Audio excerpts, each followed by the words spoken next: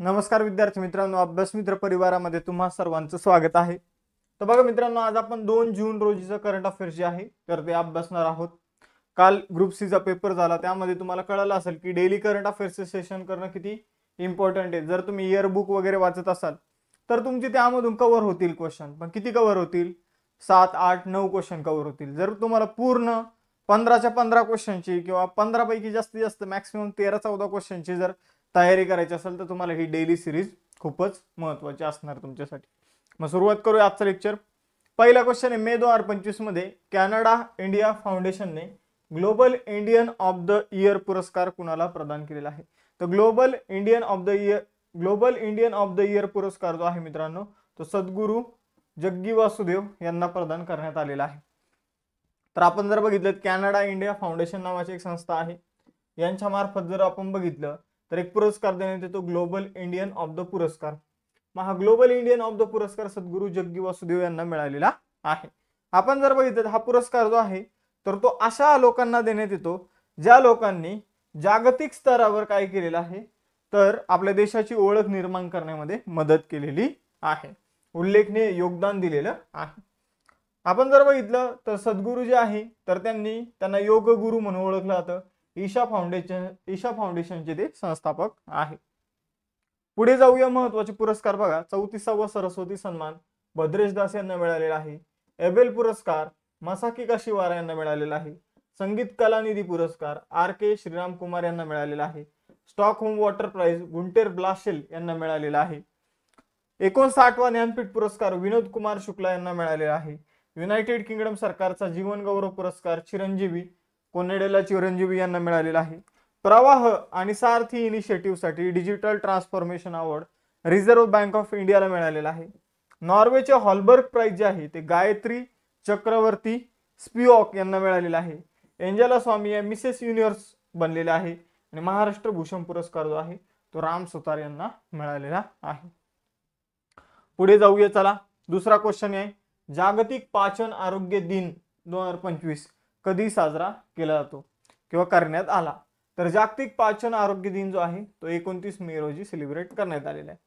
तर बघा, जर व्यवस्थित पचन होत नसेल तर खूप सारे आजार जे आहेत ते तुमच्या शरीराला होऊ शकतात, आणि त्याबाबत जागरूकता वाढवण्यासाठी हा दिवस जो आहे तो सेलिब्रेट केला जातो.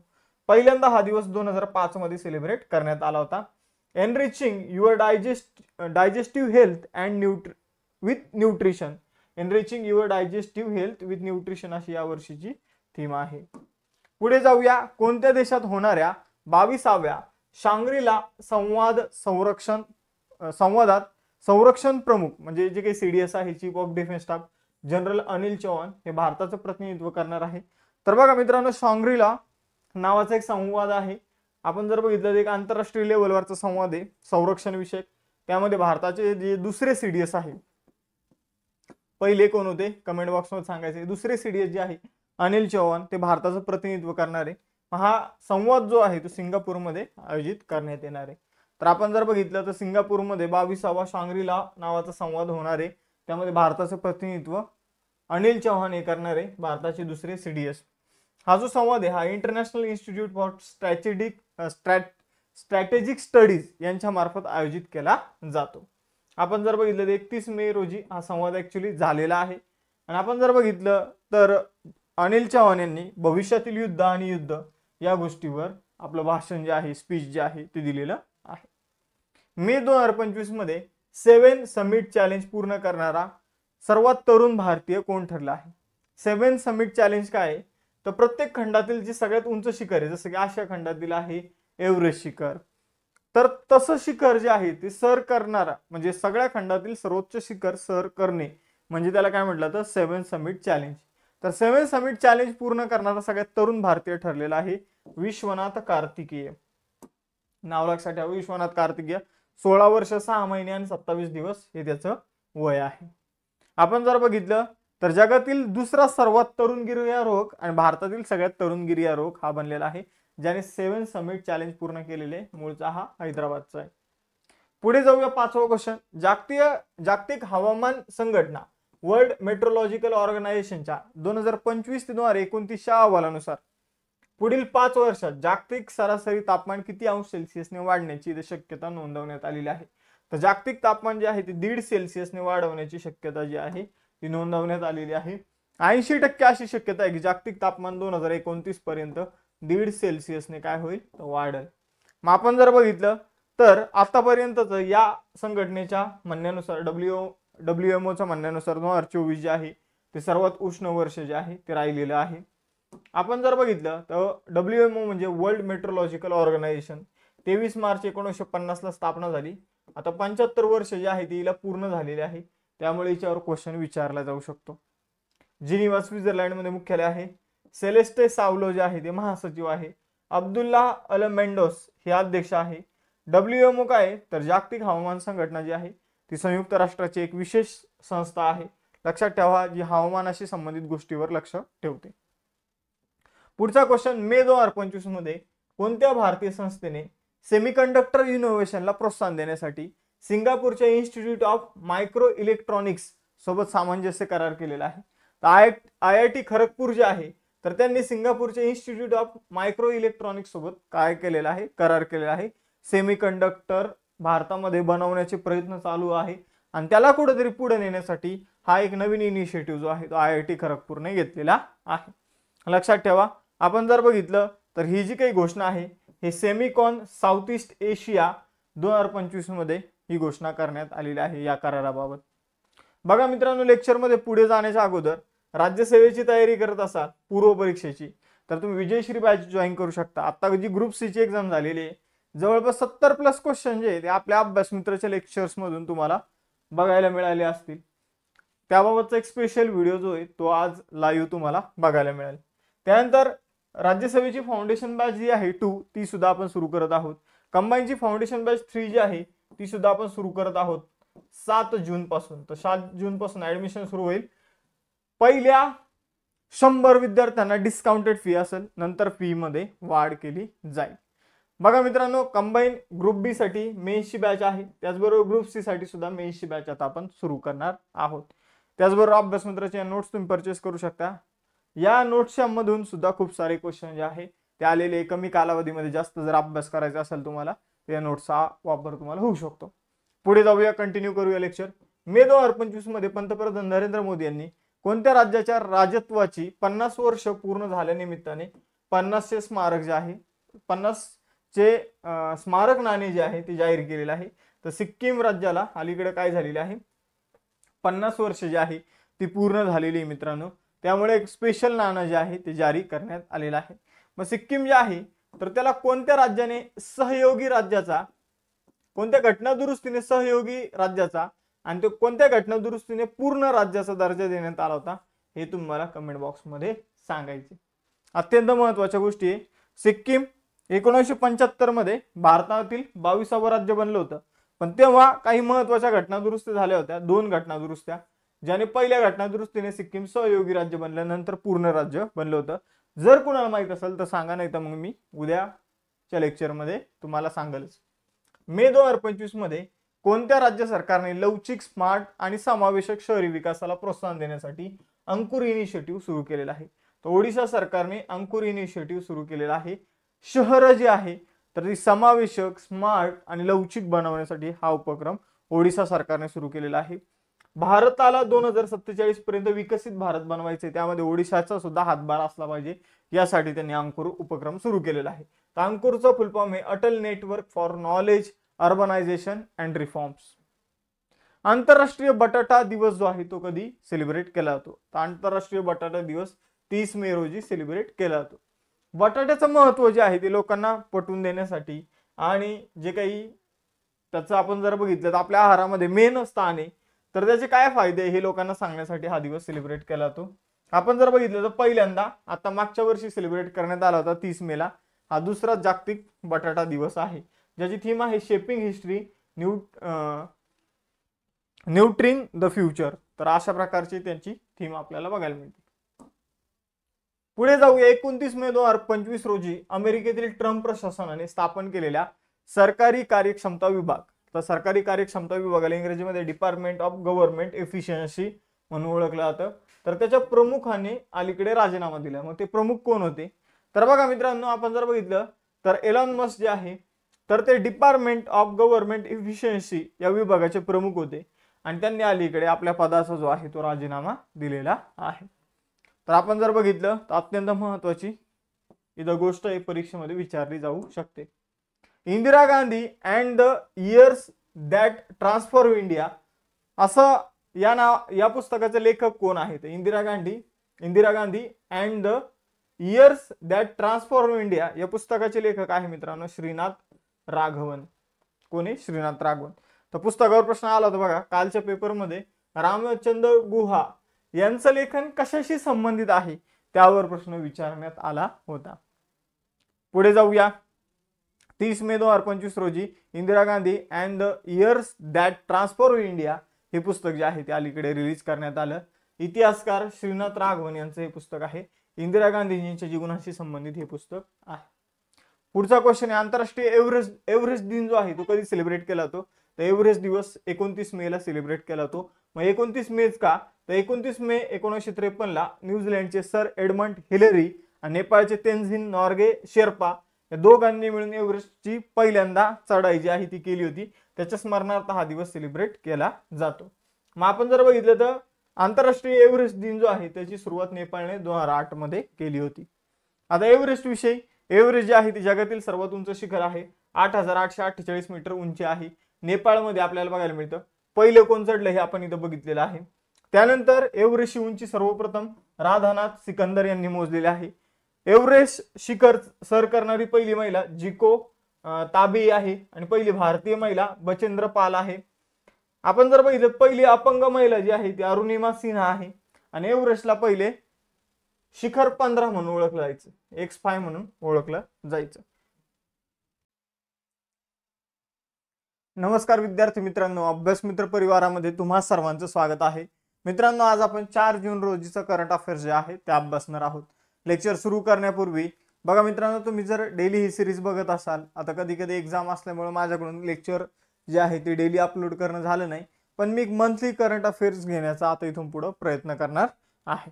तर बघा मित्रांनो, त्याचबरोबर तुम्ही ही सिरीज लाईक करत चला, तुमच्या मित्रांना सजेस्ट करत चला आणि डेली सिरीज करत चला. मी पण इथून पुढे डेली लेक्चर जे घेणं कंटिन्यू करेल, कारण ग्रुप सीच्या एक्झाममुळे लेक्चर घेणं माझ्याकडून शक्य झालं नव्हतं. तर आतापासून ही डेली सिरीज असेल. मग सुरुवात करूया. चॅनलला पण सगळ्यांनी सबस्क्राईब करून ठेवायचं आहे. पहिला क्वेश्चन, मे 2025 मध्ये पोर्तुगालचे पंतप्रधान म्हणून कुणाची पुन्हा नियुक्ती करण्यात आलेली आहे? तर पोर्तुगालचे नवीन पंतप्रधान बनलेले आहे मार्सेलो रेबेलो डी सुजा. तर बघा मित्रांनो, मार्सेलो रेबेलो डी सुजा हे पोर्तुगालचे नवीन पंतप्रधान बनलेले आहे. त्यांनी जर बघितलं तर लुईस मॉन्टेनेग्रो यांची त्यांनी जागा घेतलेली आहे. दुसरा क्वेश्चन आहे, जागतिक दूध दिवस जो आहे तर तो कधी साजरा केला जातो?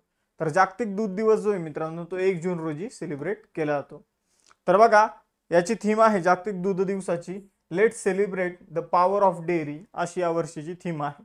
आपण जर बघितलं 2001 मध्ये हा दिवस पहिल्यांदा संयुक्त राष्ट्राच्या अन्न आणि कृषी संघटनेने म्हणजे फूड अँड ॲग्रिकल्चर ऑर्गनायझेशनने सर्वप्रथम सेलिब्रेट केला होता. आपण जर बघितलं तर शेतकऱ्यांना दुधाचं उत्पादन घेण्यासाठी प्रोत्साहन देण्यासाठी हा दिवस जो आहे तो सेलिब्रेट केला जातो आणि दुधाचं महत्त्व जे आहे ते लोकांपर्यंत पोहोचवण्यासाठी सुद्धा हा दिवस सेलिब्रेट केला जातो. पुढे जाऊया. मोस्ट इम्पॉर्टंट क्वेश्चन, नॉर्वे बुद्धिबळ स्पर्धा 2025 मध्ये भारताच्या कोणत्या तरुण ग्रँड मास्टरने मॅग्नस कार्लसनला हरवलेला आहे? तर मॅग्नस कार्लसन बुद्धिबळाच्या आपण जर बघितलं क्रमवारीमध्ये पहिल्या क्रमांकावर आहे आणि नॉर्वेची ही स्पर्धा सुरू झाली आणि हा मॅग्नस कार्लसन जर आपण बघितला तर तो नॉर्वेचाच आहे. आणि मग ही स्पर्धा सुरू झाल्यानंतर पहिल्या मॅच मध्ये मॅग्नस कार्लसनने डी गुकेशचा पराभव केला आणि एक पोस्ट टाकली, त्यामध्ये त्याने ट्विटरवर म्हटलं की तुम्ही राजाला हरवायला आला होता, असं काहीतरी त्याने हिणवून बोलला, चिडवून बोलला. मग दुसऱ्या मॅच मध्ये डी गुकेशने मॅग्नस कार्लसनला हरवलं आणि त्यानंतर मग मॅग्नस कार्लसनची जी रिएक्शन तुम्ही बघितली असेल सोशल मीडियावर, नसेल तर तुम्ही आताही जाऊन बघू शकता, त्याने टेबल वगैरे आदळला. ठीक आहे, तर ते खूप सारं असं ड्रामॅटिक गोष्टी झाल्या होत्या. तर आपण जर बघितलं तर मॅग्नस कार्लसन जे आहे तर त्याला हरवून डी गुकेशने आपण जर बघितलं तर त्याला हरवलेलं आहे आणि तो आता जागतिक बुद्धिबळ क्रमवारीत 3ऱ्या क्रमांकावर आलेला आहे.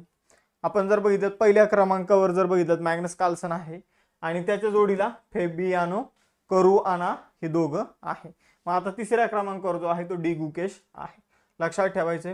क्लासिकल फॉर्मॅटमध्ये त्याने मॅग्नस कार्लसनचा पराभव केलेला आहे, पहिल्यांदाच त्याने मॅग्नस कार्लसनला हरवलेला आहे. मागच्या वर्षी तो जागतिक बुद्धिबळ स्पर्धा जिंकलेला आहे डी गुकेश. तर तेव्हा मॅग्नस कार्लसनने म्हटलं होतं की माझ्यासोबत याची स्पर्धा झाली नाही, त्यामुळं त्याने ही स्पर्धा जिंकली. तर अशा प्रकारे त्याने बोललं होतं. पण आता मॅग्नस कार्लसनचा सुद्धा पराभव जो आहे तो डी गुकेशने केलेला आहे. पुढे जाऊया. मे 2025 मध्ये टाटा केमिकलचे नवीन अध्यक्ष कोण बनले, तर एम पद्मनाभन हे टाटा केमिकलचे नवीन अध्यक्ष बनलेले आहे. त्यांनी एन चंद्रशेखरन यांची जागा घेतलेली आहे. बघा मित्रांनो, एस पद्मनाभन हे टाटा केमिकलचे नवीन अध्यक्ष बनलेले आहे. लक्षात ठेवा, एन चंद्रशेखरन यांची त्यांनी जागा घेतलेली आहे. तर टाटा केमिकल्स टाटा ग्रुपची एक महत्वाची कंपनी आहे, जी रसायनं आपण जर बघितलं कीटकनाशक बनवण्याचं काम करते. 1939 मध्ये स्थापना करण्यात आली होती, मुंबईमध्ये मुख्यालय आहे. मे 2025 मध्ये वर्ल्ड अँटी डोपिंग एजन्सी वाडाचे अध्यक्ष म्हणून कोणाची नियुक्ती करण्यात आली होती. तुम्ही बघितलं असेल ग्रुप सीच्या एक्झाम मध्ये आपल्याला आंतरराष्ट्रीय संस्थांचे अध्यक्ष विचारले जातात. मग एशियन डेव्हलपमेंट बँकेचे अध्यक्ष आपल्याला विचारले होते. मग आपण जर बघितलं मित्रांनो, तर तिथं वाडा, जी काही खेळाडू आपला परफॉर्मन्स वाढवण्यासाठी ड्रग्ज घेतात, तर ते चेक करण्यासाठी वर्ल्ड अँटी डोपिंग एजन्सी म्हणून एक संस्था आहे. आणि आपल्या देशामध्ये नाडा नावाची संस्था आहे, नॅशनल अँटी डोपिंग एजन्सी. तर आपण जर बघितलं तर नाडाचे अध्यक्ष कोण आहे हे तुम्ही मला कमेंट बॉक्समध्ये सांगायचे. वाडाचे जे नवीन अध्यक्ष बनलेले आहे किंवा त्यांची पुनर्नियुक्ती झालेली आहे ते आहे विटोल्ड बांका, जे पोलंडचे आहे. मग आपण जर बघितलं विटोल्ड बांका यांची नियुक्ती करण्यात आलेली आहे. मॉन्ट्रियल कॅनडा या ठिकाणी एक परिषद झाली होती वाडाची, आणि त्यामध्ये यांना पुन्हा अध्यक्ष म्हणून निवडण्यात आलेला आहे. म्हणजे आपण जर बघितलं पहिले अध्यक्ष होते, पुनर्नियुक्ती झालेली. त्याचबरोबर उपाध्यक्ष म्हणून चीनचे यांग यांची सुद्धा पुनर्नियुक्ती झालेली आहे. पुढे जाऊया. वर्ल्ड अँटी डोपिंग एजन्सी जी आहे तिची स्थापना 10 नोव्हेंबर 1999 मध्ये करण्यात आली होती. मग मी तुम्हाला सांगितले ही संस्था काय काम करते. हिचं मुख्यालय मॉन्ट्रियल कॅनडामध्ये आहे. विटोल्ड बांका अध्यक्ष आहे आणि उपाध्यक्ष आहे यांग जे चायनाचे. पुढे जाऊया. केंद्र सरकारने बॅटरी समिट 2025 मध्ये बॅटरी आधार प्रकल्प कुठे सुरू केलेला आहे, बॅटरी सपोर्ट प्रोजेक्ट जो आहे तो कुठे सुरू करण्यात आलेला आहे. तर बघा मित्रांनो, आता इलेक्ट्रॉनिक व्हेकल जे आहे तर त्या मार्केटमध्ये यायला लागलेले आहे. बऱ्याचशा कंपन्यांनी लॉन्च केलेले आहे. आणि इलेक्ट्रॉनिक व्हेकल्सला ठिकठिकाणी काय लागतात, तर चार्जिंग स्टेशन लागतात. मग असे काही चार्जिंग स्टेशन आहे जे चुकीच्या पद्धतीने काय करत आहे, चुकीच्या वेगवेगळ्या म्हणजे आपण जर बघितलं तर त्यांच्याकडं जे चार्जिंगचे इक्विपमेंट्स असायला पाहिजे ओरिजिनल, तर त्या जागी डुप्लिकेट इक्विपमेंट्स देऊन इथं चार्जिंग इलेक्ट्रॉनिक व्हेकल्सला करण्याचा प्रयत्न करा. जसं की आपण खोटी पॉवर बँक किंवा एकदम बकवास पॉवर बँक वापरून जर आपण आपला मोबाईल चार्ज केला तर आपला मोबाईल सुद्धा खराब होऊ शकतो. मग असं होऊ नये म्हणून, असं सध्या होतंय आणि असं होऊ नये म्हणून एक बॅटरी सपोर्ट प्रोजेक्ट जो आहे तो सुरू करण्यात आला. त्या अंतर्गत असे जे काही लोक ह्या गोष्टी करणारे, खोट्या बॅटऱ्या वापर करून जे काही चार्जिंग स्टेशन निर्माण करणार आहे, तर त्यांना इथं काय केलं जाणार आहे, तर त्यांच्यावर आपण जर बघितलं तर आळा घातला जाणार आहे. आपण जर बघितलं त्या उपक्रमामुळे बनावट आणि निकृष्ट दर्जाच्या बॅटरीची विक्री जी आहे ती रोखली जाणार आहे. लक्षात ठेवा. पुढे जाऊया. आता पुढे जाण्या अगोदर राज्यसेवेची नवीन फाउंडेशन बॅच डिस्क्रिप्टिव्ह पॅटर्न नुसार फाउंडेशन बॅच 2 आपण 7 जून पासून सुरू करत आहोत. या बॅचवर जर बघितलं तर खूप सारे डिस्काउंट तुम्हाला असणार आहे. 10,000 रुपये फीवर डायरेक्ट पहिले 100 विद्यार्थ्यांसाठी 50% ऑफ तर असेलच, पण अजून आम्ही तुम्हाला काही कुपन कोड देऊ प्रत्येक टीचरचे, तर त्यानुसार हे ऑफ असेल. माझा कुपन कोड यूज करा अभ्यास 10 नावाचा, जेणेकरून तुम्हाला ॲडिशनल 10% जे आहे ते ऑफ मिळेल. आणि राज्यसेवा विजयश्री नावाची बॅच आपली सुरू आहे, ही सुद्धा तुम्ही जॉईन करू शकता पूर्व परीक्षेसाठी. त्याचबरोबर बघा फाउंडेशन बॅच जी आहे कंबाईनची ती 3.0 आपण सुरू करतोय 7 जून पासून. ही सुद्धा बॅच तुम्ही जॉईन करू शकता.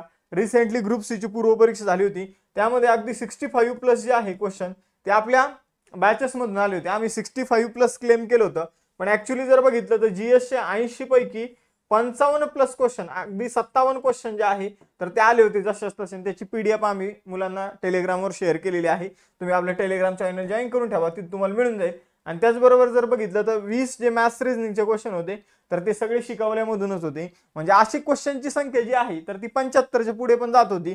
पण आपण जर बघितलं 65+ आम्ही सांगितलं, आणि ॲव्हरेज हाच आकडा तुम्हाला प्रत्येक परीक्षेमध्ये अभ्यास मित्राच्या बॅचेस मधून बघायला मिळेल. कंबाईनची ग्रुप बी ची यशस्वी बॅच आहे, त्याचप्रमाणे याच धर्तीवर आपण कंबाईन गट क साठी आपण जर बघितलं तर यशोदय नावाची बॅच सुरू केलेली आहे. तर पहिले 100 विद्यार्थ्यांना तिची फी फक्त 999 रुपये असणार आहे. तर 7 जूनला या सगळ्या बॅचेस सुरू होत आहे. या बॅचेस मध्ये या सगळ्या नोट्स तुम्हाला मिळून जाणार आहे, टेस्ट सिरीज मिळून जाणार आहे. त्याचबरोबर काही बॅचेस मध्ये NCERT मिळेल, तर काही बॅचेस मध्ये स्टेट बोर्डचे सेशन मिळणार आहे.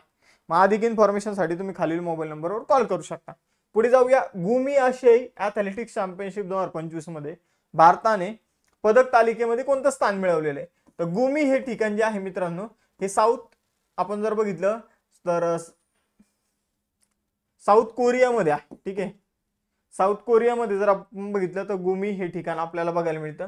मग साऊथ कोरियामध्ये जी काही आशियन ॲथलेटिक्स चॅम्पियनशिप झाली, तर त्यामध्ये भारताने मित्रांनो द्वितीय स्थान जे आहे ते पटकावलेले आहे. प्रथम स्थान जे आहे ते चायनाने मिळवलेलं आहे, भारताने द्वितीय स्थान मिळवलेलं आहे.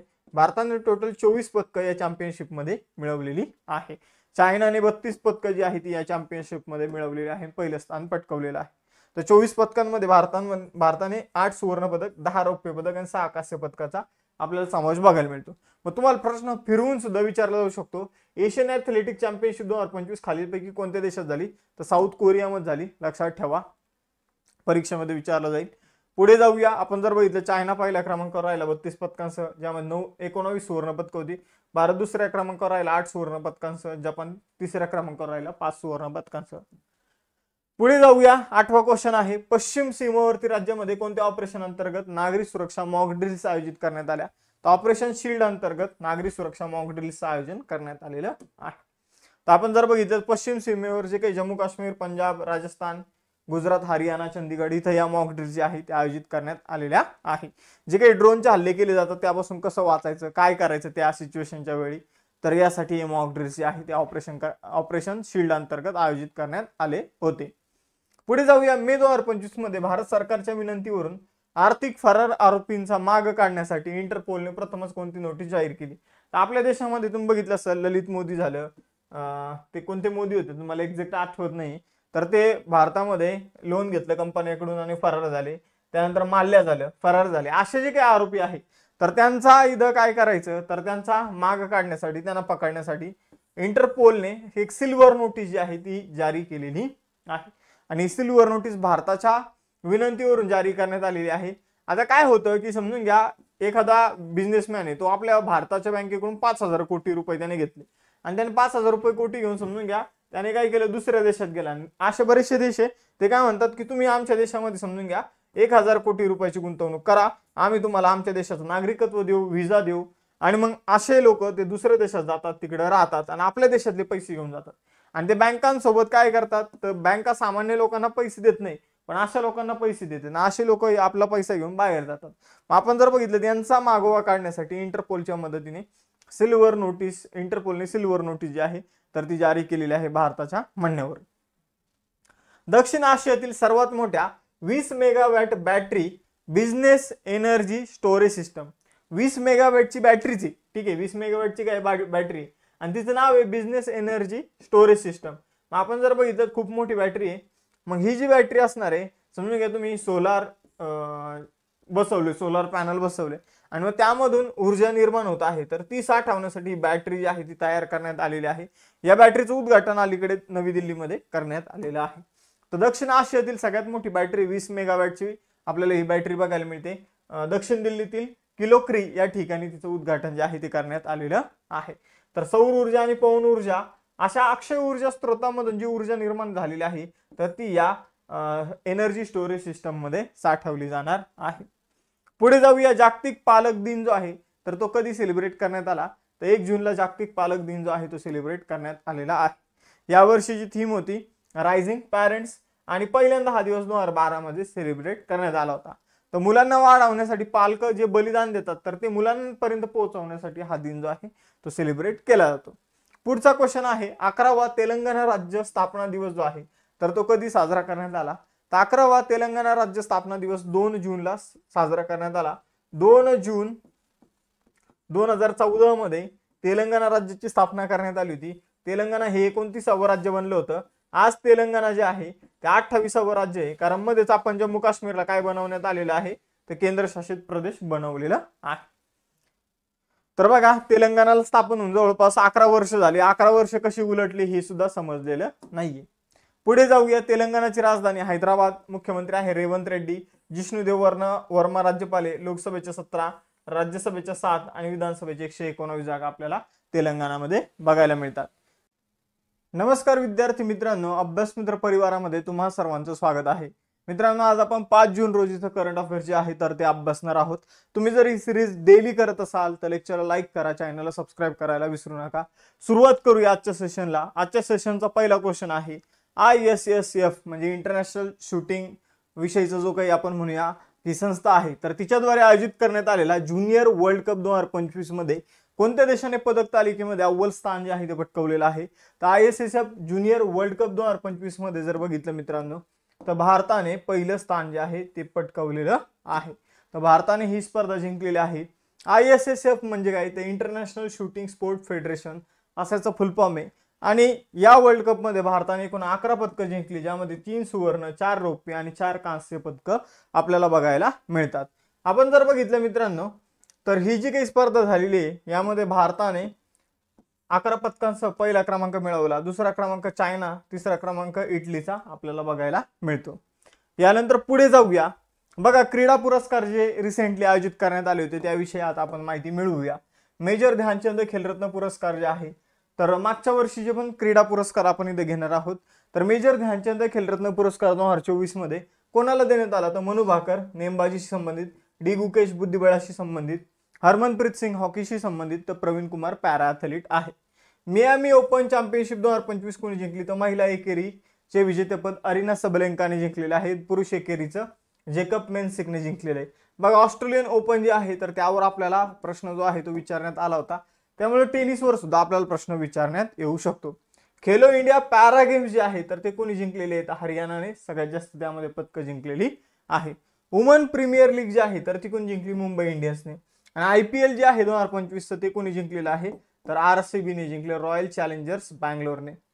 इंडियन ओपन 2025 ची स्पर्धा जी आहे स्क्वॉशची स्पर्धा, तर आपण जर बघितलं तर ती जिंकलेली आहे करीम यल टॉकिनने आणि महिलांमध्ये अनाहत सिंहने. त्यानंतर 41वा स्पॅनिश सुपर कप जो आहे तो FC बार्सिलोनाने जिंकला. खेलो इंडिया विंटर गेम्स जे आहे तर ते कोणी जिंकले? तर भारतीय आर्मीने जिंकलेले आहे. सगळ्यात जास्त पदकं भारतीय सेनेने जिंकली. यानंतर पुढे जाऊया. दुसरा क्वेश्चन, मे 2025 मध्ये DRDOने प्रगत क्वांटम तंत्रज्ञान संशोधन केंद्र कुठे सुरू केलेलं आहे? तर प्रगत क्वांटम तंत्रज्ञान संशोधन केंद्र जे आहे DRDOने त्या अलीकडे नवी दिल्ली या ठिकाणी सुरू केलेलं आहे. तर दिल्लीमध्ये आपण जर बघितलं तर DRDOच्या माध्यमातून, DRDOचं फुल फॉर्म आहे defence research and development organisation. मग आपण जर बघितलं संरक्षण मंत्रालयाअंतर्गत काम करतं. क्वांटम तंत्रज्ञानाच्या क्षेत्रामध्ये संशोधन विकासाला गती देण्यासाठी जर आपण बघितलं तर DRDOने क्वांटम तंत्रज्ञान संशोधन केंद्राची सुरुवात नवी दिल्लीमध्ये केलेली आहे. यामुळे जर आपण बघितलं तर आपण सायंटिफिकरित्या जे आहे तर ते भविष्यामध्ये स्ट्रॉंग होणार आहोत. आणि आपण जर बघितलं तर क्वांटम तंत्रज्ञानामध्ये आपण स्वावलंबी सुद्धा होणार आहोत. तर पुढे जाऊया आता आपण. बघा, तिसरा मोस्ट इम्पॉर्टंट क्वेश्चन आहे, स्टार मार्क करतो म्हणजे परीक्षेमध्ये विचारला जाईल 100%. बघा, कमोआ ओलेवा या लघुग्रहापासून सॅम्पल गोळा करण्यासाठी कोणत्या देशाने त्यांचे पहिले लघुग्रह मोहीम तियानवेन-2 लॉन्च केला आहे? तर बघा मित्रांनो, आपण काय करणार आहोत तर कमोआ ओलेवा या लघुग्रहापासून काही सॅम्पल गोळा करून आपल्या पृथ्वीवर परत आणणार आहोत. आणि ही जी मोहीम आहे ही चायना, आपण जर बघितलं तर चायनाची जी काही स्पेस एजन्सी आहे CNSA, आय थिंक बरोबर ना, हा CNSA, तर CNSA जी आहे तर ही या मोहिमेची अंमलबजावणी जी आहे तर ती करणार आहे. बघा, पृथ्वीच्या आजूबाजूला जे आहे ते महत्वाचे लघुग्रह आपल्याला बघायला मिळतात. काही लघुग्रहावर काही मौल्यवान धातू सुद्धा आपल्याला बघायला मिळतात. तर ही लघुग्रह विषयी मोहीम जी आहे ती चायना राबवणार आहे. तर लक्षात ठेवा, या मोहिमेअंतर्गत पृथ्वीच्या आजूबाजूला जे काही लघुग्रह आहे कमोआ ओलेवा, तर यावरून जर बघितलं तर सॅम्पल्स गोळा करून पृथ्वीवर आणले जाणार आहे. नंतर त्याचं टेस्टिंग जे आहे ते केलं जाणार आहे. झियांग चायनामध्ये आहे तर येथून त्याचं प्रक्षेपण केलं जाणार आहे. लॉंग मार्च 3BE रॉकेट जे आहे तर ते यासाठी वापरलं जाणार आहे. पुढे जाऊया. मे 2025 मध्ये ONGCने भारतातील कोणत्या प्रदेशात अमृत आणि मुगा नावाचे तेल आणि वायूचे साठे शोधले आहे? बघा मित्रांनो, मागच्या काही दिवसात जे काही चालू घडामोडी कव्हर झालं नाही तर ते सुद्धा मी तुमचं कव्हर करून घेत आहे. मध्ये आपले जे काही ब्रेक झाले ग्रुप सीच्या एक्झाममुळे, तर त्याचं सुद्धा आपण इथं गोष्टी कव्हर करत आहोत. तर बघा ONGC अलीकडे मुंबईचा जो काही ऑफशोअर बेसिन आहे, म्हणजे मुंबईचा जो काही समुद्र किनाऱ्याचा आजूबाजूलगतचा प्रदेश आहे, त्या ठिकाणी काय केलेलं आहे, तर मुंगा आणि अमृत नावाचे काय शोधलेले आहे, तर तेल आणि वायूचे साठे शोधलेले आहे. ऑलरेडी ONGC ने मुंबईच्या शेजारी मुंबई हाय या ठिकाणी तेल आणि वायूचे साठे शोधले होते. आता अमृत आणि मुंगा या नावाचे तेल आणि साठे जे आहे ते किनारपट्टी लगत शोधण्यात आलेले आहे. लक्षात ठेवायचे. आपण जर बघितलं तर यामुळे देशाची ऊर्जा सुरक्षा जी आहे ती मजबूत होण्यामध्ये मदत होणार आहे. पुढे जाऊया. ONGC oil and natural gas corporation असा याचा फुल फॉर्म आहे. 14 ऑगस्ट 1956 ची स्थापना आहे. नवी दिल्लीमध्ये मुख्यालय आहे. अरुण कुमार जे आहे ते अध्यक्ष आहे ONGC चे. पुढे जाऊया. शाळांमध्ये जास्त साखरेच्या सेवनाच्या धोक्याबाबत मुलांना जागरूक करण्यासाठी मे 2025 मध्ये CBSE ने कोणता उपक्रम सुरू केला, तर CBSE ने एक उपक्रम सुरू केलेला आहे शुगर बोर्ड नावाने. तर शुगर बोर्ड नावाने उपक्रम सुरू केलेला आहे CBSE ने, लक्षात ठेवायचे.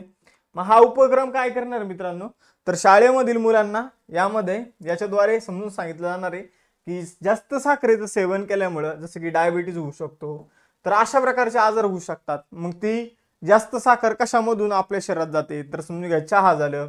त्याचबरोबर जर बघितलं तर जे काही स्प्राईट, थम्सअप, जे काही आपण म्हणतो माझा, यामध्ये साखरेचं प्रमाण जे आहे ते मोठ्या प्रमाणावर असतं, तर याला कुठेतरी अवॉइड केलं पाहिजे. ठीक आहे. तर यासाठी शुगर बोर्ड नावाचा उपक्रम जो आहे तो CBSE ने सुरू केलेला आहे. याच्या माध्यमातून माध्यमिक शाळांमध्ये जर बघितलं आपण जर बघितलं तर प्राथमिक आणि माध्यमिक शाळांमध्ये जर बघितलं तर केंद्रीय माध्यमिक शिक्षण मंडळाने म्हणजे CBSE आपण जर बघितलं तर यांनी हा उपक्रम सुरू करून काय केलेला आहे CBSE, तर ही जागरूकता पसरवण्याचा जो आहे तो प्रयत्न केलेला आहे. पुढे जाऊया. मोस्ट इम्पॉर्टंट क्वेश्चन होता. मे 2025 मध्ये ऑडी इंडियाने कोणत्या भारतीय खेळाडूला ब्रँड अँबॅसेडर म्हणून नियुक्त केलेलं आहे, तर ऑडी इंडियाने आपण जर बघितलं नीरज चोप्राला ॲज अ ब्रँड अँबॅसेडर म्हणून नियुक्त केलेलं आहे. तर ऑडी ही जी कंपनी आहे ही आहे जर्मनीमध्ये, तर जर्मनीमधील लक्झरी कार कंपनी आहे, लक्षात ठेवायचं आहे. मित्रांनो, लेक्चरमध्ये पुढे जाण्याच्या अगोदर आपण काही वेगवेगळ्या बॅचेस जे आहे ते सुरू केलेले आहे. आता 7 जून पासून डिस्क्रिप्टिव्ह पॅटर्न नुसार दुसरी बॅच जी आहे ती सुरू होणार आहे. आपण जर बघितलं या बॅचची फी 10,000 रुपये असणार आहे, पण पहिले 100 विद्यार्थ्यांसाठी ऑलरेडी 50% डिस्काउंट असेल, म्हणजे 5,000 रुपये फी असेल. आणि या 5,000 रुपये फी मध्ये तुम्ही एक कोड यूज करा, मी जो देतो तुम्हाला CJ लाईव्ह हा कोड यूज करा, तुम्हाला अजून डिस्काउंट जे आहे तर ते मिळणार आहे. त्याचबरोबर विजयश्री नावाची बॅच राज्यसेवेसाठी सुरू आहे, तुम्ही याही बॅचवर हा कोड यूज करू शकता. त्याचबरोबर कंबाईनची फाउंडेशन बॅच 3 जी आहे तर ती 7 जून पासून सुरू होणार आहे. आणि त्याचबरोबर ग्रुप C साठी मुख्य परीक्षेसाठी आपण यशोदय बॅच जी आहे ती सुरू करत आहोत. एकदम कमी फीज मध्ये यशोदय बॅच आपण सुरू करत आहोत. तर सगळ्यांनी या बॅचेसचा लाभ घ्या. कमी फीज मध्ये क्वालिटी एज्युकेशन आम्ही प्रोव्हाइड करतोय, तर त्याचा सगळ्यांनी फायदा घ्या. ठीक आहे. पुढे जाऊया. आता या बॅचेस सुरू नाहीये. लक्ष्य बॅच आणि विजेता बॅच जी आहे ती आता बंद झालेली आहे. त्याचबरोबर तुम्ही या आपल्या क्लास नोट्सचा फायदा घेऊ शकता मित्रांनो. आपण जर बघितलं तर या नोट्स तुम्ही या जर बॅचेस घेतल्या तर त्यामध्ये इन्क्लूड असतील, किंवा तुम्ही नोट्स पॅक घेऊ शकता ज्यामध्ये या नोट्स तुम्हाला सगळ्या विषयाच्या PDF स्वरूपात मिळून जातील. पुढे जाऊया. 7वं क्वेश्चन. भारतीय सैन्याने पंचशूला पल्स हे पहिलं भारतीय कम्युनिटी FM रेडिओ स्टेशन कुठे सुरू केलं, तर भारतीय सैन्याने अलीकडे एक रेडिओ स्टेशन सुरू केलं पंचशूल पल्स. तर हे आपण जर बघितलं पिथोरागड उत्तराखंड मध्ये सुरू करण्यात आलेलं आहे. तर आपण जर बघितलं तर या रेडिओ स्टेशनच्या माध्यमातून आपण जर बघितलं तर शिक्षण, मनोरंजन याचं प्रकाशन केलं जाणार आहे. स्थानिक संस्कृतीशी संबंधित, स्थानिक भाषेमध्ये संस्कृतीशी संबंधित गोष्टी ज्या आहेत तर त्याचं इथं प्रकाशन केलं जाणार आहे. आपण जर बघितलं पुढचा क्वेश्चन. 51व्या अमेरिकन म्युझिक अवॉर्ड्स मध्ये कोणत्या भारतीय वंशाच्या कलाकाराने पहिल्यांदाच फेवरेट साऊंड ट्रॅक श्रेणीचा पुरस्कार जो आहे तो जिंकलेला आहे. तर आपण जर बघितलं मित्रांनो तर राजा कुमारी जे आहे, ठीक आहे, आपण जर बघितलं तर राजा कुमारी यांनी या भारतीय वंशाचे रॅपर आहे, गायिका आहे, तर यांनी अमेरिकन म्युझिक अवॉर्ड जो आहे तर त्यामध्ये फेवरेट साऊंड ट्रॅक श्रेणीचा पुरस्कार जो आहे तो जिंकलेला आहे. त्यांचं आपण जर बघितलं साऊंड ट्रॅकचं नाव आहे आर्केन लीग ऑफ लेजंड्स. तर यामध्ये जर बघितलं तर या कार्यक्रमाचा आर्केन लीग ऑफ लेजंड्स नावाचा कार्यक्रम आहे, याचा सीझन 2 मध्ये रेनेगेड नावाचा साऊंड ट्रॅक जो आहे तर त्यासाठी त्यांना हा सन्मान मिळालेला आहे. तुम्हाला फक्त नाव विध लक्षात ठेवायचं आहे, मेन म्हणजे राजा कुमारी. पुढे जाऊया. मे 2025 मध्ये फिजी देशाचा सर्वोच्च नागरी सन्मान companion of the order of Fiji कोणाला प्रदान करण्यात आला? तर सुमित टप्पू यांना companion of the order of फिजीने सन्मानित करण्यात आलेलं आहे. तर फिजी देशाचा सर्वोच्च सन्मान आहे. आपण जर बघितलं तर मानवतावादी आणि संगीत क्षेत्रामध्ये उल्लेखनीय योगदान दिल्याबद्दल सुमित टप्पू यांना हा पुरस्कार देण्यात आलेला आहे. तर आपण जर बघितलं पुढे जाऊया. सुमित टप्पू जे आहे तर ते संगीत क्षेत्रातील प्रसिद्ध कलाकार आहे. आपण जर बघितलं तर त्यांच्या कामाच्या माध्यमातून त्यांनी समाजावर एक सकारात्मक प्रभाव जो आहे तो पाडलेला आहे. फिजी जर बघितला तर फिजीची राजधानी आहे सुवा. फिजियन डॉलर तिथलं चलन आहे. तिथले पंतप्रधान आहे सात्विनी राबुका आणि राष्ट्रपती आहे रातू विल्यम कटोनिवरी. पुढे जाऊया. मे 2025 मध्ये हॉकी इंडिया मास्टर्स कप 2025 ची पहिली आवृत्ती कुठे आयोजित केली जाईल? तर हॉकी इंडिया मास्टर्स कप 2025 ची पहिली आवृत्ती चेन्नई तामिळनाडूमध्ये आयोजित केली जाईल. तर चेन्नईमध्ये हा पहिला कप आयोजित होणार आहे 18 ते 27 जून मध्ये. ठीक आहे, पहिलीच आवृत्ती असणार, लक्षात ठेवा. त्यानंतर भारतातील पहिली चेरी कार्गो ट्रेन 3 जून 2025 रोजी जम्मू आणि काश्मीरहून कोणत्या शहरासाठी निघणार आहे? तर जम्मू काश्मीरमध्ये जे काही चेरी फळ जे आपल्याला बघायला मिळतं तर त्या जम्मू काश्मीरमधून आता डायरेक्ट कुठे येणार आहे? एका ट्रेनच्या माध्यमातून मुंबईला येणार आहे. म्हणजे जम्मू काश्मीरच्या चेरी जे आहे ते कमी कालावधीत मुंबईपर्यंत पोहोचणार आहे आणि मग मुंबईमध्ये त्याला मागणी सुद्धा जास्त आहे, लक्षात ठेवायचे. आपण जर बघितलं तर जम्मू काश्मीरचे चेरी जे आहे ते ताज्या स्वरूपात आता मुंबईतील लोकांना मिळणार आहे आणि मुंबईमधून त्या ओव्हरऑल महाराष्ट्रामध्ये डिस्ट्रीब्यूट केलं जाणार आहे. कोणत्या विद्यापीठाने आपण जर बघितलं तर क्रिस्पर Cas9 तंत्रज्ञानाचा वापर करून भारतातील पहिली जीन एडिटेड मेंढी विकसित केलेली आहे? तर आपण जर बघितलं तर शेरे काश्मीर कृषी आणि विज्ञान तंत्रज्ञान विद्यापीठ जे आहे तर त्यांनी क्रिस्पर्स आपण जर बघितलं तर Cas9 तंत्रज्ञानाचा वापर करून देशातील पहिली स्वदेशी जीन एडिटेड मेंढी जी आहे तर ती विकसित केलेली आहे, लक्षात ठेवा. आपण जर बघितलं तर अत्यंत महत्त्वाची न्यूज आहे, ज्याचा उद्देश पशुपालन सुधारणे, रोगप्रतिकारक शक्ती वाढवणे, उत्पादकता वाढवणे. आता बघा मित्रांनो, काही मुलं म्हणतील की हे सर तुम्ही का वाचत नाहीत? हे ऑलरेडी कंटेंट प्रश्नामध्ये तुम्हाला बघायला मिळतो, त्यामुळे मी ते काय परत परत वाचत बसत नाही. ठीक आहे, आता 2 टेस्ट क्वेश्चन. आता टेस्ट क्वेश्चन. नमस्कार विद्यार्थी मित्रांनो, अभ्यास मित्र परिवारामध्ये तुम्हा सर्वांचं स्वागत आहे. मित्रांनो, आज आपण इथं 6 जून रोजीचं करंट अफेअर्स जे आहे तर ते इथं अभ्यासणार आहोत. आपण जर बघितलं तर डेली तुम्ही ही सिरीज जर बघत असाल तर सेशनला आताच लाईक करा, चॅनलला सबस्क्राईब करा आणि तुम्हाला अभ्यासाशी संबंधित इतर कोणत्या मुद्द्यावर जर व्हिडिओ पाहिजे असेल तर तो कमेंट बॉक्समध्ये मेन्शन करा. ज्या मुद्द्याशी संबंधित व्हिडिओ बनवण्याची मागणी जास्त असेल तर त्या मुद्द्यावर लवकरात लवकर आम्ही व्हिडिओ बनवत जाऊ आणि तुमची मदत करत जाऊ. जरी तुम्ही समजून घ्या दूर राहत असेल, गावी राहत असेल, कुणी मेंटॉर नसेल तर प्रत्येकाचा मेंटॉर अभ्यास मित्र आहे हे समजून तुम्ही चाला. आणि इथून पुढं तुम्हाला जर एखाद्या टॉपिकशी संबंधित व्हिडिओ पाहिजे, मदत पाहिजे तर तो टॉपिक आम्हाला सांगा, आम्ही त्यावर तुम्हाला रेकॉर्डेड स्वरूपात व्हिडिओ उपलब्ध करून देऊ. ठीक आहे, अभ्यास मित्राच्या बॅचमधले विद्यार्थी असू द्या, त्याचबरोबर अभ्यास मित्राच्या यूट्यूब चॅनलवरचे विद्यार्थी असू द्या, तुम्हाला आम्ही सपोर्ट करू. गायडन्स जो पाहिजे मेन म्हणजे मुद्दा तर तो गायडन्स आम्ही तुम्हाला प्रोव्हाइड करू. सुरुवात करू आजच्या सेशनला. 2025 मध्ये 2025-26 या आर्थिक वर्षासाठी भारतीय उद्योग महासंघाचे अध्यक्ष म्हणून कुणाची नियुक्ती करण्यात आली? तर भारतीय उद्योग महासंघाचे जे अध्यक्ष बनले आहे मित्रांनो ते बनलेले आहे राजीव मेमानी. राजीव मेमानी हे 2025-26 या आर्थिक वर्षासाठी भारतीय उद्योग महासंघाचे अध्यक्ष म्हणून त्यांची निवड जी आहे ती करण्यात आलेली आहे. त्यांनी संजीव पुरी यांची जागा घेतलेली आहे. बघा मित्रांनो, भारतीय उद्योग महासंघ ज्यालाच कॉन्फेडरेशन ऑफ इंडियन इंडस्ट्रीज असं म्हणून ओळखला तर CII. मग आपण जर बघितलं तर CII ची स्थापना 1895 मध्ये करण्यात आली होती. नवी दिल्लीमध्ये मुख्यालय आहे. आपण जर बघितलं ही उद्योगाशी संबंधित सल्ला देणारी एक संस्था आहे, गैर सरकारी आहे, ना नफा संस्था आहे. म्हणजे हिचा काही असा बिझनेस पर्पज नाहीये, पैसा कमवणं हा उद्देश नाही. बिझनेसशी संबंधित जर आपण बघितलं तर जी काही चर्चा डिस्कशन करणं हा हिचा उद्देश आहे. यानंतर पुढे जाऊया, महत्त्वाच्या नियुक्त्या बघूया.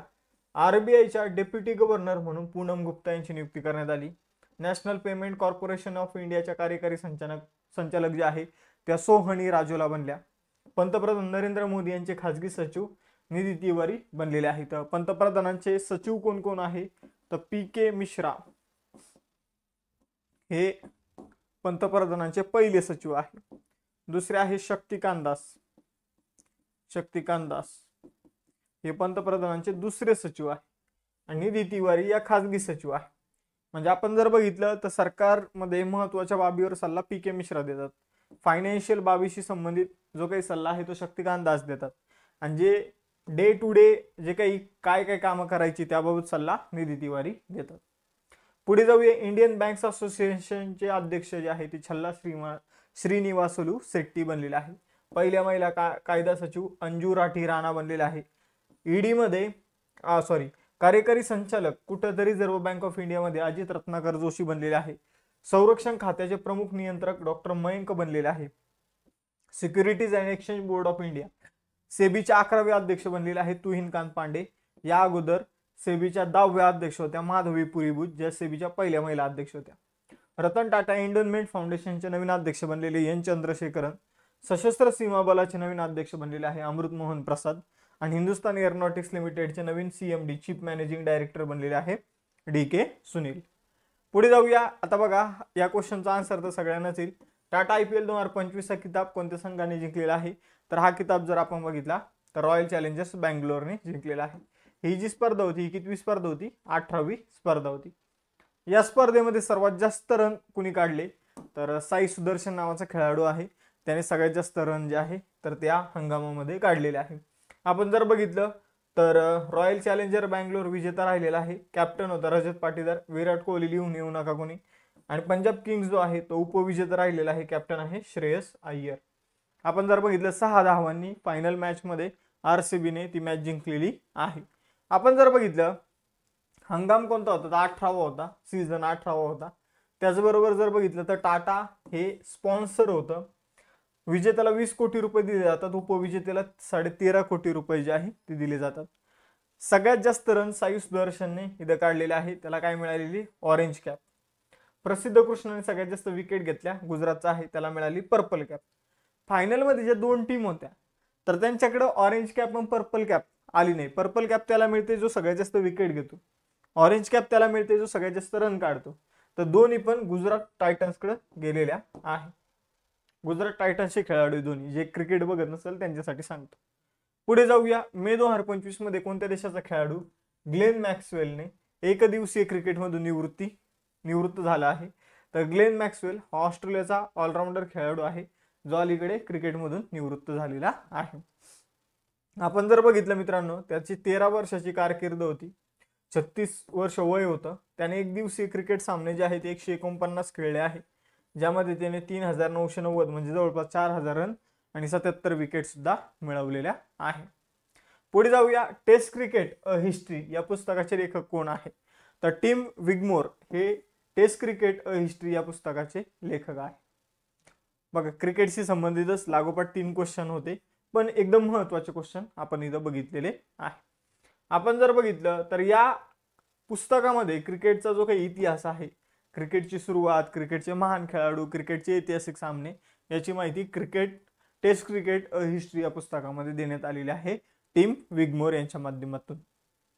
मे 2025 मध्ये युक्रेनने ऑपरेशन स्पायडर वेब अंतर्गत कोणत्या देशावर मोठा ड्रोन हल्ला केला, तुम्ही न्यूज बघितली असेल. रशियावर मोठा हल्ला जो आहे तो युक्रेनच्या माध्यमातून करण्यात आलेला आहे.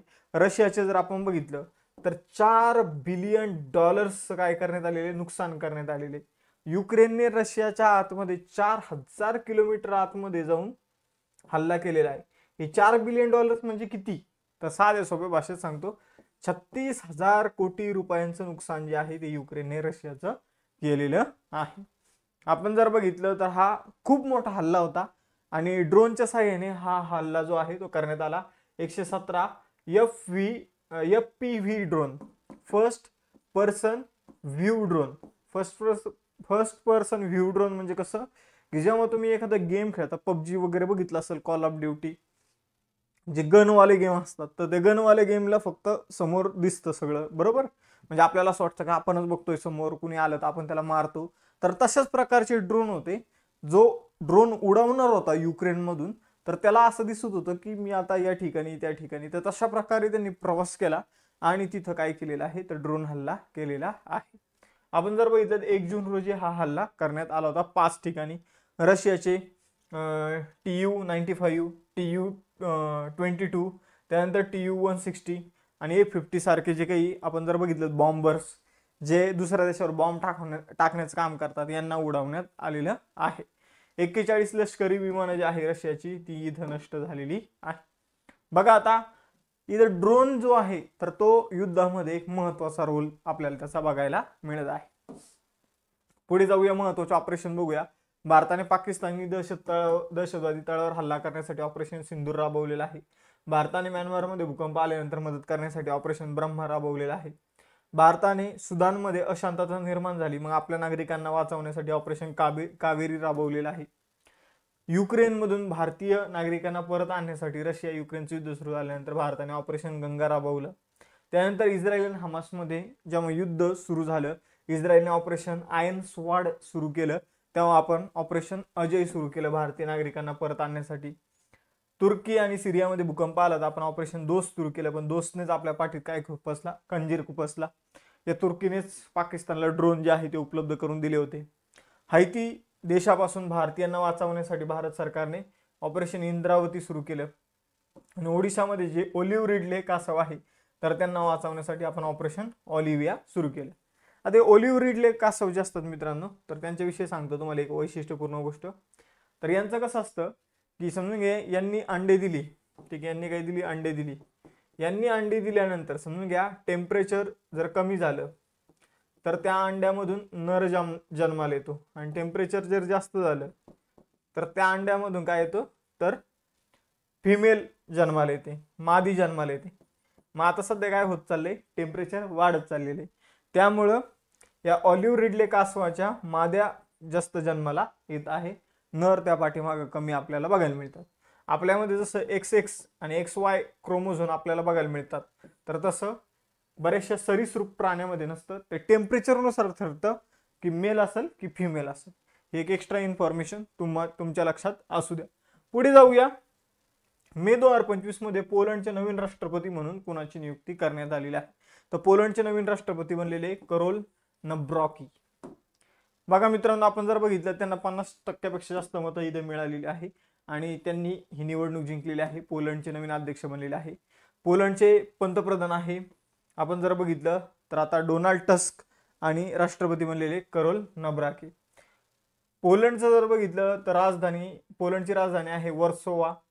त्यानंतर जर बघितलं तर युरोप खंडामध्ये देश येतो. आपण जर बघितलं तर त्यांचं चलन जे आहे तर इथं तुम्ही बघू शकता, ठीक आहे. आता यांच्या चलनाचा उच्चार ऍक्च्युली हाच आहे का, मला याबाबत थोडा डाऊट आहे, कारण पोलंड आय थिंक युरो चलन यूज करत असेल. तर बघूया उद्याच्या व्हिडिओमध्ये मी तुम्हाला सांगतो हेच चलन आहे की नाही. ठीक आहे, पुढे जाऊया. आता बघा मित्रांनो, 7 जून पासून म्हणजे उद्यापासून आपण तीन महत्वाचे बॅचेस सुरू करत आहोत. एक म्हणजे डिस्क्रिप्टिव्ह पॅटर्न नुसार सुरू होणारे फाउंडेशन बॅच 2, कंबाईन साठीची फाउंडेशन बॅच 3 आता ही क्लोज होणार, आणि तिसरी बॅच सुरू होणार फाउंडेशन. आणि त्याचबरोबर जर बघितलं तर कंबाईन जी काही ग्रुप सी ची एक्झाम आहे तर त्यासाठी ग्रुप सी साठी यशोदय बॅच आपण सुरू करत आहोत, यशोदय बॅच. तर या तिन्ही बॅचच्या ऍडमिशनवर मोठ्या प्रमाणावर डिस्काउंट तुम्हाला बघायला मिळेल, ते पण फक्त पहिले 100 विद्यार्थ्यांसाठी. आणि हे ऍडमिशन सुरू होतील 7 तारखेला सकाळी 10 वाजता. तर सगळ्यांनी रेडी राहा. आता सध्या राज्यसेवा विजयश्री बॅचचे ऍडमिशन सुरू आहे बघा मित्रांनो, जी पूर्व परीक्षेची बॅच आहे. आणि त्याचबरोबर ग्रुप बी मेन्सची बॅच यशस्वीचे ऍडमिशन सुरू आहे. 3 बॅच सुरू होत आहे आणि 2 बॅच क्लोज होणार आहे. डिस्क्रिप्टिव्ह पॅटर्न 1 ची बॅच जी आहे तिचे ऍडमिशन फुल झालेले, आणि कंबाईन ग्रुप बी आणि ग्रुप सी ची जी काही 2 बॅच याचे सुद्धा ऍडमिशन फुल झालेले आहे. तर 2 बॅच तुमच्या समोर आहे. ज्या बॅचेस तुम्ही घेणार त्यामध्ये या सगळ्या नोट्स तुम्हाला मिळून जाणार. त्याचबरोबर टेस्ट सिरीज सुद्धा मिळणार. प्री मेन्सची टेस्ट सिरीज तुम्हाला बघायला मिळणार बॅचेसनुसार.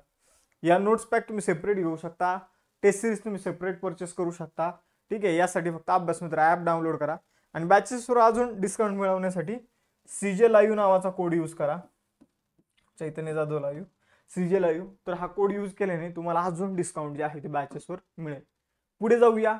मे 2025 मध्ये दुशांबे तजाकिस्तान येथे झालेल्या आंतरराष्ट्रीय हिमनदी संरक्षण परिषदेत भारताचं नेतृत्व कुणी केले?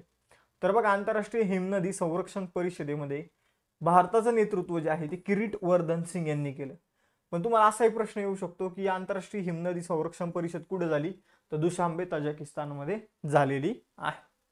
बघा मित्रांनो, आपण जर बघितलं दुशांबे तजाकिस्तानमध्ये जागतिक हवामान संघटनेद्वारे आणि युनेस्कोद्वारे कोणामार्फत आयोजन करण्यात आलं? तर युनेस्को आणि जागतिक हवामान संघटना यांच्या मार्फत हिमनदी संरक्षणावरील एक परिषद जी आहे, पहिली संयुक्त राष्ट्राची जी काही परिषद आहे तिचं आयोजन करण्यात आलं. ठिकाण लक्षात ठेवायचं आहे, मेन स्टार मार्क करतो, प्रश्न येऊ शकतो. आपण जर बघितलं तर पुढे जाऊया.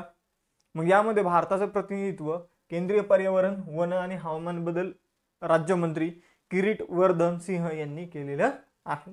लक्षात ठेवा. आपण जर बघितलं तर पुढे जाऊया आता.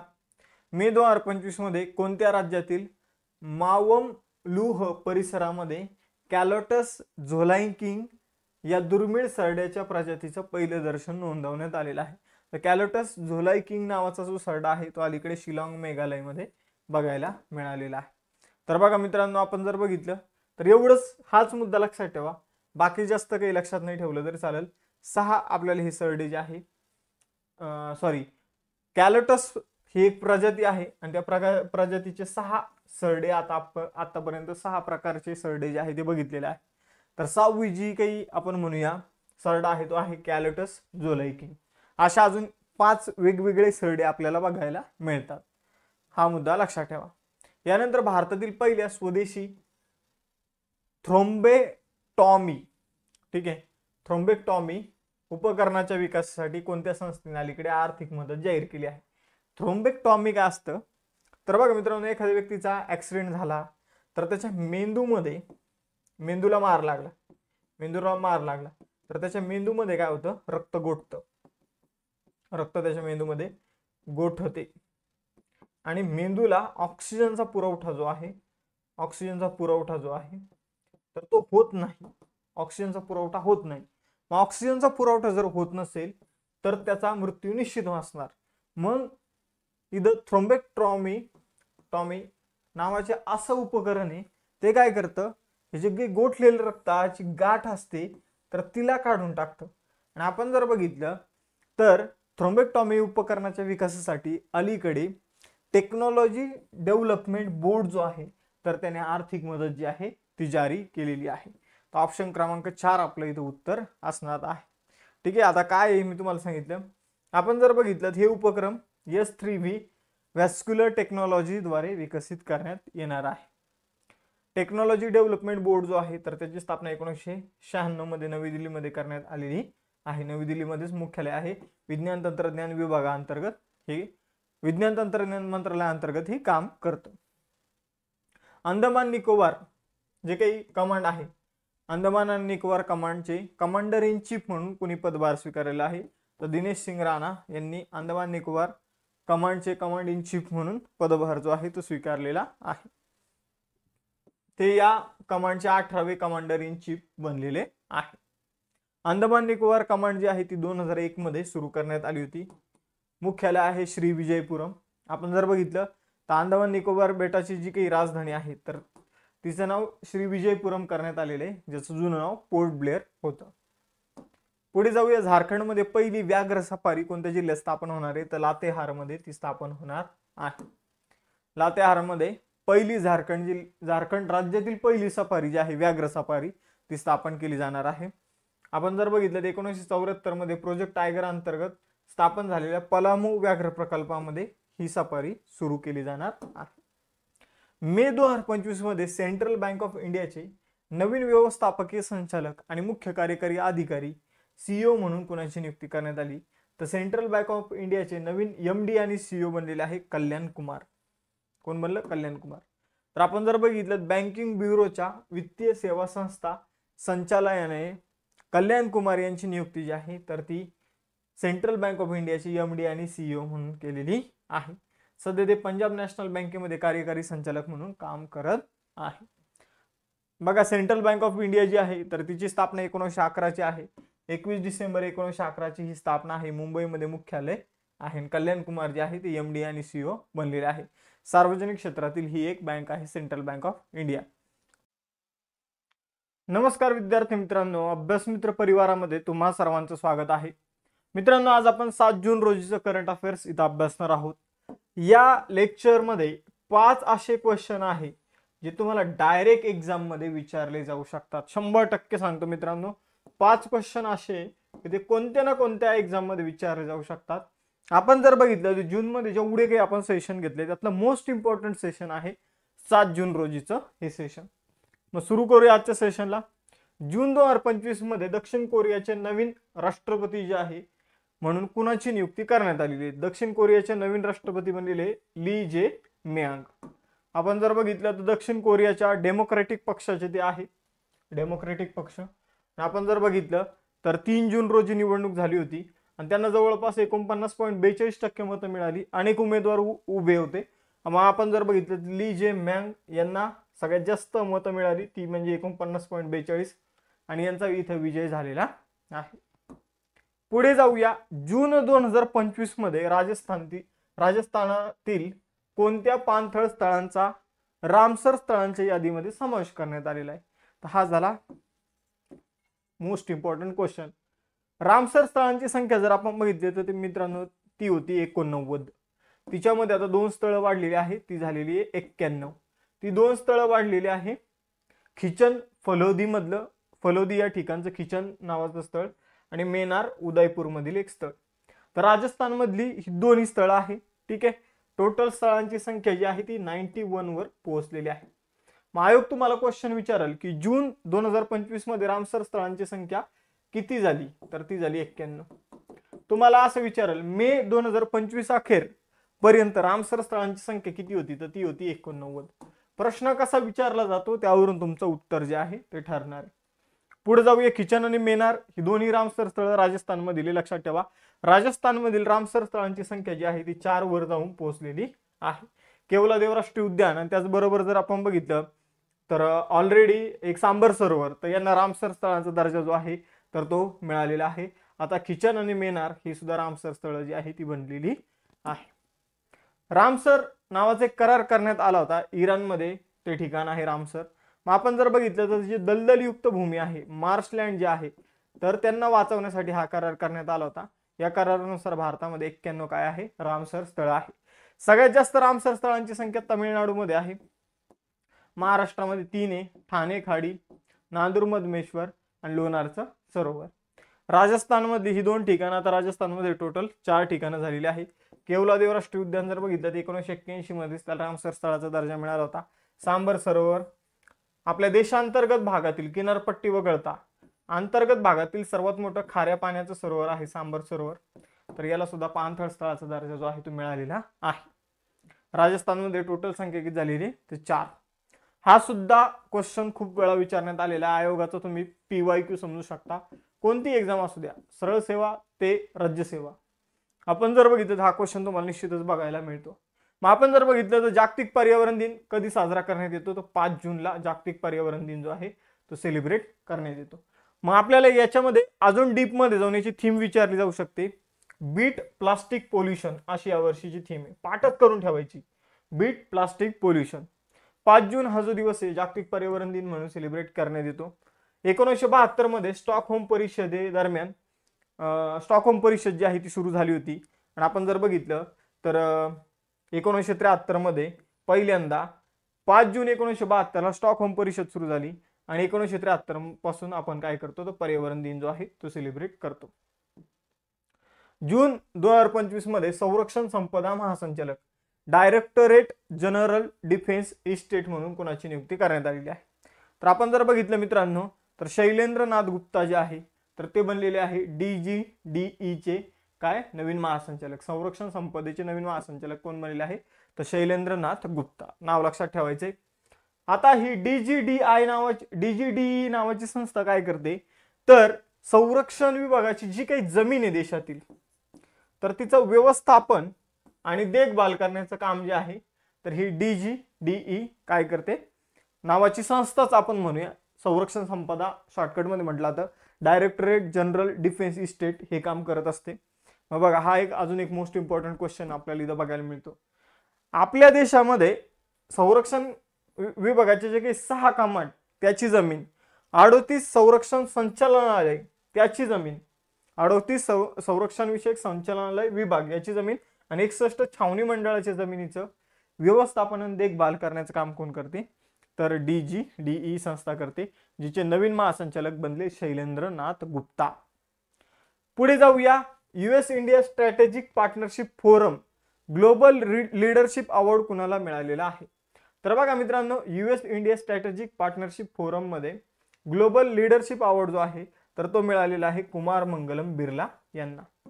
पर्याय क्रमांक 4 आपलं उत्तर असेल. तर बघा आदित्य बिर्ला ग्रुपचे अध्यक्ष कुमार मंगलम बिर्ला यांना 2 जून 2025 रोजी वॉशिंग्टन DC अमेरिका येथे जे काही वार्षिक परिषद झालेली आहे US इंडिया स्ट्रॅटेजिक पार्टनरशिप फोरमची, तर त्यामध्ये ग्लोबल लीडरशिप अवॉर्डने त्यांना सन्मानित करण्यात आलेला आहे. भारत आणि अमेरिकेचे संबंध मजबूत करण्यामध्ये त्यांचा मेन रोल असल्यामुळं आपण जर बघितलं तर त्यांच्या भूमिकेमुळं त्यांना हा अवॉर्ड देण्यात आलेला आहे. पुढे जाऊया. लेझर शस्त्र प्रणाली वापरून शत्रूचे ड्रोन यशस्वीरित्या पाडणारा जगातील पहिला देश कोणता? Again most important question. मी म्हटलं ना आजचं लेक्चर जे आहे ते खूपच इम्पॉर्टंट आहे. मग आपण जर बघितलं तर पहिल्यांदा लेझरचा वापर करून शत्रूचे ड्रोन पाडणारा देश आहे इस्रायल. इस्रायलची जी काही संरक्षण प्रणाली आहे तर तिला आपण म्हणतो आयन डोम, तर या लेझर प्रणालीला आपण म्हणणार आहे आयन बीम. काय? Ion beam. तर लक्षात ठेवा. आपण जर बघितलं तर गाझामध्ये जे काही इस्रायल आणि गाझाचं जे काही भांडण चालू आहे तिथं जे काही आपण म्हणूया पॅलेस्टाईनच्या मुद्द्यावरून म्हणा किंवा जी हमास नावाची संघटना आहे तिच्यासोबत म्हणा, तर त्यामध्ये इस्रायलने या लेझर शस्त्राचा वापर जो आहे तो केलेला आहे. यानंतर पुढे जाऊया. इस्रायल अशा खंडातच येतो. येरुशलेम जी आहे ती राजधानी आहे. इस्रायल शेकेल हे तिथले चलन आहे. बेंजामिन नेतन्याहू पंतप्रधान आहे. आपण जर बघितलं राष्ट्रपती आहे इसहाक होंग, एकच मिनिट, हा, आणि संसद आहे नेसेट. पुढे जाऊया. बघा लेक्चरमध्ये अजून पुढे जाण्याच्या अगोदर अजून 6 क्वेश्चन बाकी आहे.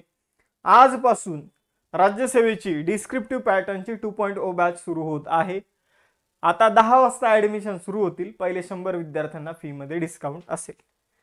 फी मध्ये डायरेक्ट 50% ऑफ असेल. 10,000 रुपये फी आहे. डायरेक्ट 50% ऑफ पहिल्या विद्यार्थ्यांना. आणि तुम्ही CJ लाईव्ह नावाचं कुपन कोड यूज करा. ते कुपन कोड यूज केल्यानंतर अजून तुम्हाला यामध्ये ऑफ जे आहे ते मिळणार आहे. त्याचबरोबर सेम कंबाईन साठी फाउंडेशन बॅच 3 सुरू होत आहे. हिची फी जर बघितलं तर हिची फी 6,000 रुपये आहे, पण तुम्हाला ही फक्त 2,999 मध्ये मिळणार आहे. CJ लाईव्ह तुम्ही इथं पण यूज करा, तुम्हाला इथं पण फी मध्ये डिस्काउंट मिळेल. आणि त्यानंतर कंबाईन ग्रुप सी ची बॅच सुरू होणार आहे. तर सगळे डिस्काउंट वगैरे यूज केल्यानंतर तुम्हाला ही बॅच जी आहे ती 999 रुपयामध्ये कमीत कमी पैशामध्ये मिळून जाईल. ठीक आहे. तर या सगळ्या बॅचेस ज्या आहेत ते सुरू होत आहे. सगळ्यांनी या बॅचेसचा लाभ घ्या. जवळपास या बॅचेसची 1200 रुपयाच्या आसपास असेल, पण तुम्ही ऑलरेडी डिस्काउंट असेल दिले 3,000 रुपयाची फी आहे. ऑलरेडी डिस्काउंट असेल आणि तुम्ही कुपन यूज करा, तुम्हाला ही बॅच 1000 रुपयामध्येच मिळून जाईल. तर बघा त्याचबरोबर या बॅचेसमध्ये या नोट्स असतील, रिव्हिजन नोट्स, आम्ही यांना अपडेट करत राहणार आहोत. एक्झाम झाली की अपडेट, एक्झाम झाली की अपडेट. आणि जर तुम्ही नोट्स पॅक घेतला तर त्यामध्ये सुद्धा तुम्हाला या नोट्स मिळून जातील. पुढे जाऊया. बघा हा पण क्वेश्चन तुम्हाला एक्झाम मध्ये डायरेक्ट दिसणार. जून 2025 मध्ये वक्फ मालमत्तेच्या नोंदणीसाठी केंद्र सरकारने कोणते पोर्टल सुरू केले? वक्फ बोर्ड वगैरे तुम्ही ऐकलं असेल, खूप चर्चेमध्ये होतं. वक्फ म्हणजे काय? तर वक्फ म्हणजे एखादा मुस्लिम व्यक्ती आहे ज्याला आपल्या धर्मासाठी आपली जमीन दान करायची आहे, त्यासाठी शब्द वापरला जातो वक्फ. आणि त्यासाठी ती जी जमीन दान केलेली आहे तर ते मॅनेज करण्यासाठी तयार करण्यात आलेली बॉडी आहे ते आहे वक्फ बोर्ड. तर वक्फ बोर्ड आपण जर बघितलं तर वक्फ बोर्डला काय करण्यात आलं होतं, अनलिमिटेड पॉवर्स जे आहे ते देण्यात आल्या होत्या. म्हणजे वक्फ बोर्ड जी आहे ती कोणत्याही जमिनीला आपली जमीन म्हणून डिक्लेअर करण्याचे त्यांच्याकडे अधिकार होते. म्हणजे असं काही त्यांच्यासाठी फ्रेमवर्क जे आहे, स्ट्रक्चर जे आहे ते तयार नव्हतं. तर वक्फ बोर्ड विषयी एक बिल पारित करण्यात आलं, त्यानुसार ते फ्रेमवर्क जे आहे ते ठरवण्यात आलं. मग त्यामुळं पहिली गोष्ट तर जे काही वक्फ बोर्डच्या जमिनी असणार आहे, वक्फ मालमत्ता जी असणार आहे, तर त्यासाठी आता एक पोर्टल बनवलं जाते ज्यावर नोंदणी केली जाईल की हा बाबा या जमिनी ज्या आहे ते वक्फच्या अंडर येतात. ठीक आहे. नाही तर त्याविषयी प्रॉपर काही नव्हतं. ठीक आहे, असंच ही जमीन याची ती जमीन त्याची, तर असंच होतं. म्हणजे आपण जर बघितलं त्याला आता त्यासाठी प्रॉपर फ्रेमवर्क तयार केलं जात आहे. ठीक आहे, मग आपण जर बघितलं तर उम्मीद नावाचं पोर्टल जे आहे ते सुरू केलं जात आहे. उम्मीदचा फुल फॉर्म आहे, आता उम्मीद अशा प्रकारे हे पोर्टल असणार आहे. तर U for unified work, M for management, त्यानंतर ई फॉर एम्पॉवरमेंट, दुसरं ई फॉर इफिशियन्सी आणि डी फॉर डेव्हलपमेंट.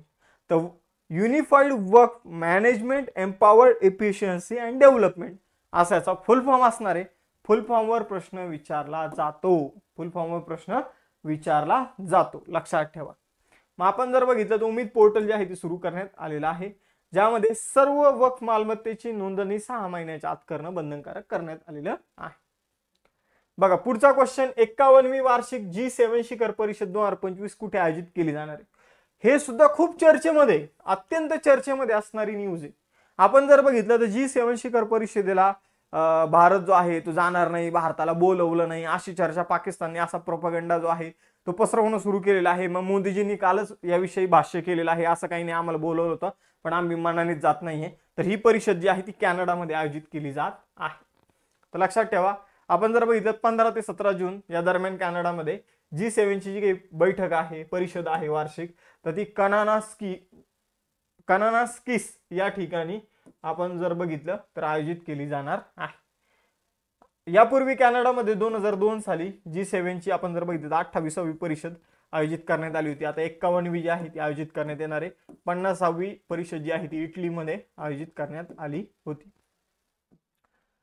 G7 मध्ये कोणकोणते देश येतात? तर G7 मध्ये जर बघितलं तर नॉर्थ अमेरिका जो काही कॉन्टिनेंट आहे तर त्यामधले कॅनडा आणि US.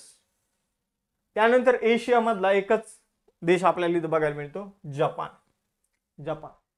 त्यानंतर युरोपमध्ये मग तुम्हाला फ्रान्स, जर्मनी, इटली आणि युनायटेड किंगडम हे युरोप मधले 4 देश बघायला मिळतात.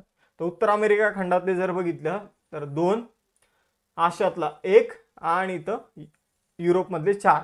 म्हणजे आपल्याला इथं जर बघितलं तर आफ्रिका मधला एक पण देश बघायला मिळत नाही, साऊथ अमेरिका खंडातला एक पण देश आपल्याला इथं बघायला मिळत नाही, आणि ऑस्ट्रेलिया खंडातील सुद्धा एक पण देश आपल्याला इथं बघायला मिळत नाही. म्हणजे आपण जर बघितलं तर जे काही 7 कॉन्टिनेंट आहे, आता 8वा अलीकडे शोध लागलेला आहे 8वाचा, तर जे काही कॉन्टिनेंट आहे त्यापैकी 3 कॉन्टिनेंट मधलेच देश आपल्याला यामध्ये बघायला मिळतात. G7 देश. 50वी इटलीमध्ये झाली होती हे मी तुम्हाला सांगितलं. तर आजकाल आपल्याला या आंतरराष्ट्रीय संघटना ज्या आहे मेन ज्यांचे सदस्यावर प्रश्न विचारला होतो, देशांवर प्रश्न विचारला होतो, कोण सदस्य आहे कोण नाही, मग याच्यावर सुद्धा प्रश्न येऊ शकतो. मे 2025 मध्ये international institute of administrative science चे अध्यक्ष म्हणून कोणाची निवड झालेली आहे? तर international institute of administrative science आंतरराष्ट्रीय लेवलवरची संस्था आहे, तिचे नवीन अध्यक्ष बनलेले व्ही श्रीनिवास. तर बघा भारतातर्फे व्ही श्रीनिवास निवडणुकीला उभे होते आणि ऑस्ट्रेलियाची एक व्यक्ती निवडणुकीला उभे होते. तर त्या निवडणुकीमध्ये व्ही श्रीनिवास यांनी 141 मतांपैकी 87 मतं जिंकून जवळपास 61% मतं मिळवली आणि ते बनलेले आहे इंटरनॅशनल इन्स्टिट्यूट ऑफ ऍडमिनिस्ट्रेटिव्ह सायन्सचे नवीन अध्यक्ष. कोणत्या राज्य सरकारने नागरिक केंद्रित अवेअर प्लॅटफॉर्मसाठी इस्रोच्या सतीश धवन अंतराळ केंद्रासोबत 5 वर्षासाठी करार केलेला आहे? तर अवेअर प्लॅटफॉर्म जो आहे तर तो खरंच अवेअर करण्यासाठी, या राज्यातील नागरिकांना अवेअर करण्यासाठी, कशाबाबत? तर हवामानाबाबत. ठीक आहे, जे काही हवामान बदलणार आहे त्याबाबत.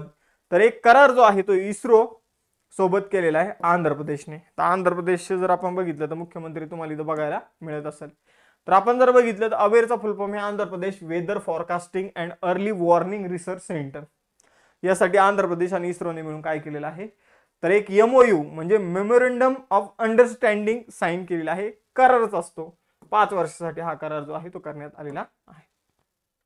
या कराराचा मुख्य उद्देश कृषी, हवामान अंदाज, आपत्ती व्यवस्थापन, शहरी नियोजन, सार्वजनिक सुरक्षा अशा क्षेत्रामध्ये इस्रोकडून मदत घेणं आणि लोकांपर्यंत पोहोचवणं हा याचा उद्देश आहे.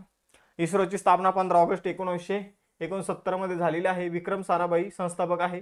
बेंगळूर कर्नाटक मध्ये मुख्यालय आहे. व्ही नारायणन 11वे अध्यक्ष आहे. पुढचा क्वेश्चन, जून 2025 मध्ये डॉइश बँक ऑफ इंडियाचे मुख्य कार्यकारी अधिकारी म्हणून कुणाची नियुक्ती करण्यात आली?